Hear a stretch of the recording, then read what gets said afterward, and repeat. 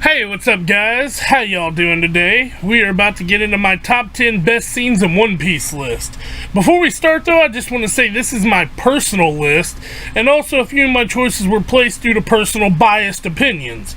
So you could say this is my top 10 favorite / best scenes in One Piece list. Without further ado though, let's jump right on into the list. Maybe you should pull the fucking trigger. Pull the trigger. Ain't nobody gonna do for you. So before we do begin, I want to go ahead and throw up the spoiler warning. There will be major and minor spoilers all throughout this video. So if you don't want that, click off now please. On the other hand, we are also excluding anything that hasn't been animated, as I would have way too many options in the past chapters alone. Just not because of that, but I kind of wanted to make this like just an anime related video, because I might be having a video coming up for the most shocking moments in the manga that haven't been animated yet coming up soon, and I also haven't seen anything animated past Zo. So if you have any suggestions for scenes that could make a potential secondary list like this that are Zoing up, then yeah, go ahead and send them over, because I've got a few that I was going to put on the list but decided not to. But yeah, let's go ahead and let's get this started. So starting off our list, we have a moment that I originally didn't have on the list, but at the last minute changed my mind. Number 10 is the I have my crew moment with Luffy and Jinbei discussing the Straw Hat Pirates after Ace's death. This scene was amazing in many ways, but was a little bit forgettable, which is why I'm super glad I caught it right before finalizing this list. Luffy is in the most distraught moment of his character development in this scene. After coming back to life from his shock-induced pass-out, he remembered what happened to Ace and started wailing again. Which, in all respect, if I had just saved my brother's life, and then almost got out just to have him get magma fisted through the chest and die in my arms at the last stretch, I probably would be too. Jinbei reminds him, though, what he has left. It was a moment that I could feel the emotion through the screen. Luffy just screams, "I have my crew," and that's why this scene is my number 10 pick. Okay, so this may not be on anyone else's top 10 list, or even a top 20, but my number 9 is... Pelle saves the country of Alabasta. I love Pelle so much. His character was one of the first non-main characters that I fell in love with. I know a lot of people don't like him and think that, yeah, he should be dead at that moment, which I agree with, honestly. I think his character would have made more of an impact if he would have perished instead of coming back. Pelle took one for the team, though, and I personally have it on my list. This is just my list, though. So if you don't agree, tell me why in the comments down below. I would love to hear what everyone thinks about Pelle and his character development. Also, if you want to know how Pelle survived, Tekken did a video about it. It's pretty cool. You should check that out. It doesn't hold everything together with glue, but it patches things up. For number 8, we're going almost all the way back to the beginning of One Piece, basically. Help Me. The scene in which Nami realizes that she can have help fighting back against Arlong and his crew to save her family and town. That help just happens to be the rubber boys she had been tagging along with for a while. While I wasn't super hyped at the time for One Piece, seeing as I came in like 16 years late to the party, this scene looking back is one of the saddest and most hype moments in the early series. I couldn't fully appreciate it at the time I first watched it, but after rewatching, I would argue with anyone that this scene is one of the most impactful of the series. Her tears and how Luffy just places the straw hat on her head was more words than a voice could ever speak. Not to mention her stabbing the tattoo was symbolic in so many more ways. No matter how you slice it, this scene is basically a milestone marker for the series. Coming in at number 7, we have a cool scene, or most importantly, a major part of the plot for what appears to be Luffy's final battle coming into frame. Blackbeard obtains a second devil fruit. What makes this scene so iconic for me is not only the fact that, yes, Teach has a second devil fruit, but it's the fact that Blackbeard has been setting up one event after the other just to get to this point. As we have seen in the story, though, this wasn't his final act. He is still going around setting things into place. Blackbeard is a character that is perfect to be the villain due to his similarities with Luffy, and that he has broken the standard of the one devil fruit per person. Now, I know this is probably on everyone's list somewhere, but I have it as my number 7 specifically for all of the theories and speculations it brought. The theory genre videos for One Piece are what made me decide to even continue the story, because I got to Enies Lobby around there and then kind of stopped watching for a good while. After discovering Tekking and Roger, though, I got super hyped for it and wanted to continue onward. That's why this scene is like one of those iconic moments, because like literally everyone had 4 or 5 videos about this, so it got me into the series really quick again, and I wanted to see what happened. So now we are really going back to the very beginning of Luffy's dream and ambition to be a pirate. Number 6 is not only one of the best / my favorite scenes in One Piece, but might be one of the most amazing character quality developments I have ever seen in anime. Shanks and the Bandits. So I'm kind of cheating on this one by putting 2 scenes together, but they correlate directly with each other. To start us off, a gang of bandits, a kind of underutilized group in the One Piece world, break into Makino's bar and demand sake. When Shanks offers the man a bottle after he finds out his crew drunk what Makino had left, the bandit breaks the bottle on Shanks. In any other anime, this would follow up with a badass fight scene, and Shanks would have beaten the hell out of this guy. But One Piece plays by their own rules. When the bandits leave, Shanks and the whole bar break up into laughter at what happened. The enraged Luffy gives a speech about being a man, kind of ironic because he's a child at the time, before stuffing his face with the gum-gum fruit. Now this scene alone makes the list, but when we add in what happens next, it makes it that much better. The bandits capture Luffy, who was trying to get revenge for Shanks, and they're about to kill him. Then the red-haired pirates show up and Shanks gives the most epic speech in anime. Just to recap my favorite part of the whole exchange, he says those aren't for threats, as he explains to the bandit that since he had drawn his gun, that his life was on the line now. Anyway, though, the mix-up of Shanks being lighthearted to pissed is amazing, plus we get to see Luffy get his devil fruit power. Sorry I was ranting a little bit in this one, but I absolutely love this scene so much.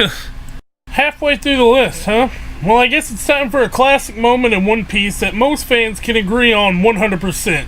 My number 5 takes us to Enies Lobby. The Declaration of War. This scene is badass, emotional, and a little bit funny as well.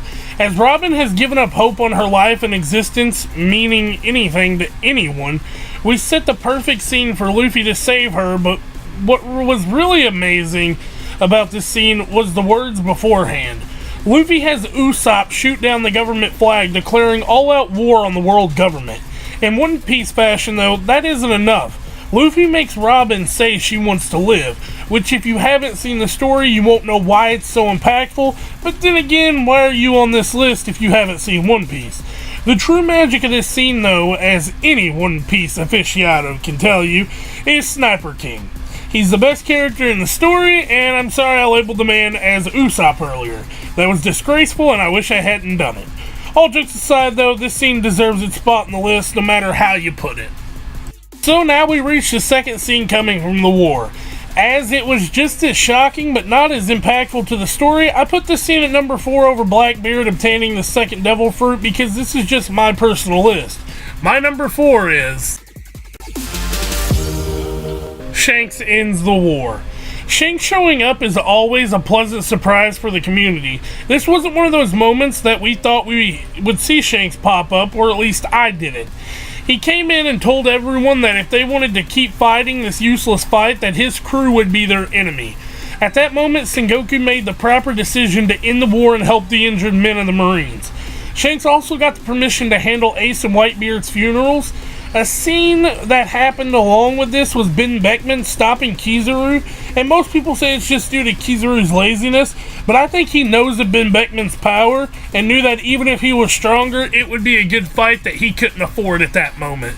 So that's why this spot, I put it over Blackbeard getting the devil fruit, or the second devil fruit, because not only was this scene I don't want to say it was more badass, because it obviously isn't as impactful to the story, like I said, but it's just one of those moments that I loved, because I love Ben Beckman's character, I love Shanks, I love Sengoku. I loved how everything just kind of fit into place for this scene, and that's why it's my number 4. The top 3 are here, and I'm going with one of the saddest scenes in the whole story. The Going Mary's funeral. So yeah, I guess you could have seen this moment coming from a mile away, but it's legit one of the best moments due to how sad and dramatic it is.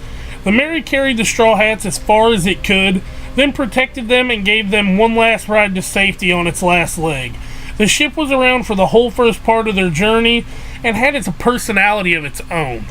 I mean, the ship literally, like, I don't know how to explain it because it didn't, like, talk or anything, but it had, like, its own, like, thing to it. You know? If that makes any sense. I mean, I might just be talking crazy. Anyway, though, so when they set it ablaze and it burned down, the crew's emotions radiated through the screen. I don't really need to change your mind on it. If you don't agree that this is one of the saddest and best scenes in the whole show, just go watch it and tell me it wasn't enchanting. As some of you may know, in my previous videos, I clearly state I love the Sabaody Archipelago arc. For my number 2 pick, though, we have the most epic moment in the whole series, in my opinion. I'll explain why this is a better moment than my number 1 pick when I get there. It's hard to explain, but hopefully you'll understand when we do. Luffy punching a celestial dragon. So if you didn't almost jump out of your chair when you seen this for the first time, we can't be friends anymore. From the time before they arrived on the archipelago, all the way to the last seconds before the punch heard round the world was swung, it was clear you don't touch, disrespect, or step out of line with the celestial dragons. Even Zoro almost doing it was hype as hell. Little did I know, Luffy would knock the piss out of Charlos near the end of the arc.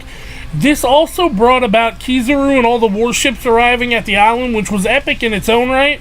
But now let's move on to my number 1 pick in a whole lot of controversy. So as I stated beforehand, I don't think this moment was as badass, epic, or hyper than the one before. But it did one thing for me, and since it's on my personal list, I had to make it number 1. Zoro versus Mihawk. Okay, so before anyone starts a witch hunt after me, let me explain a little bit.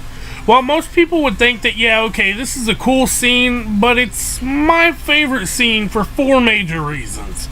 We hadn't seen any of the Straw Hats get annihilated before this, and I thought One Piece was going to be like a show I watched beforehand, Fairy Tail. I love Fairy Tail, but Natsu never loses except like 2 times. I don't know, I don't remember exactly, but either way, you get the point. I like the fact that beyond the East Blue, there are stronger opponents who could destroy them with one finger. The second reason is Mihawk is one of my favorite members of One Piece to date. Zoro being my favorite Straw Hat. It was amazing. The third reason is a bit out there, but it's the speeches given during the fight. Zoro had some great lines, and so did Mihawk. The fourth reason is sheerly not how epic this even was, but if it wasn't for this scene, I wouldn't be watching One Piece right now.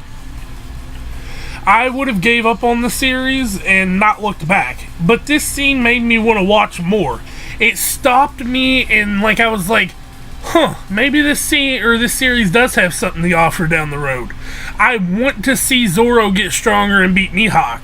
I want to see this happen, you know, so it kept me going. At least this was the first reason.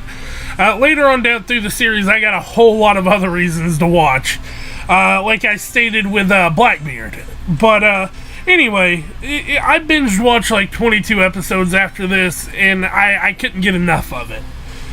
So that's why this is my number 1. You know, I can't really explain it any farther than that. I know a lot of people won't agree with me. I'm okay with that. Like I said, this is just my personal list. Well guys, this was my list. Tell me what you think in the comments below. If you want to help with the video I talked about earlier with the top 10 moments in the manga that haven't been animated yet, let me know. As always, thank you, and don't forget to like, comment, and subscribe to the channel if you like what I do on this haphazard wasteland. Peace out.